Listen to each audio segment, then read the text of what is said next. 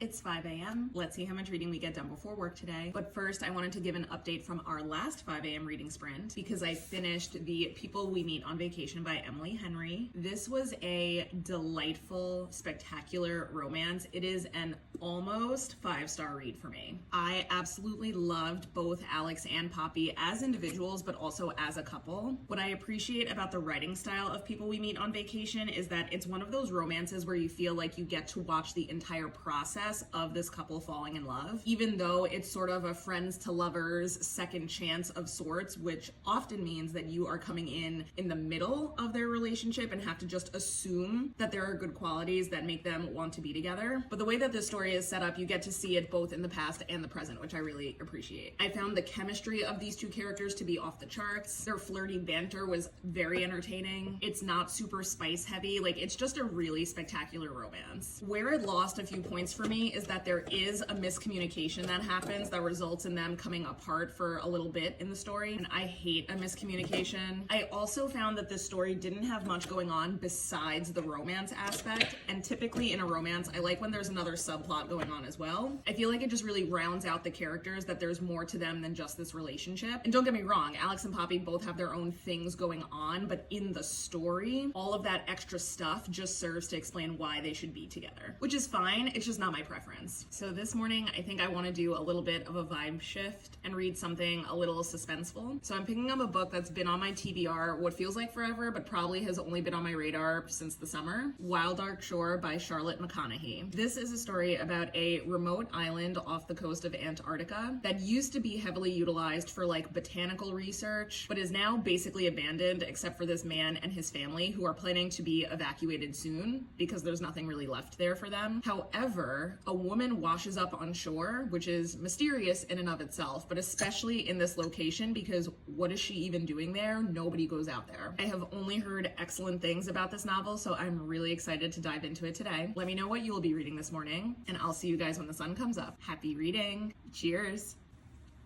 And we're back. I got through maybe 20 pages in Wild Dark Shore. We haven't gotten too deep into the plot, but it does immediately start out with the woman washing ashore. The family is trying to nurse her back to health, but she hasn't woken up yet. I'm really liking the narrative style here so far. It has very quickly described the atmospheric landscape, the desolate nature that this family is living in on this island, but the beauty that they have found in it as well, the rawness of nature, and the complexity of family relationships. So packed a punch in the first 20 pages. I'm really excited to keep reading. Let me know how much reading you got done today, and I'll see you tomorrow or something at 5 a.m. Thanks for watching. Bye.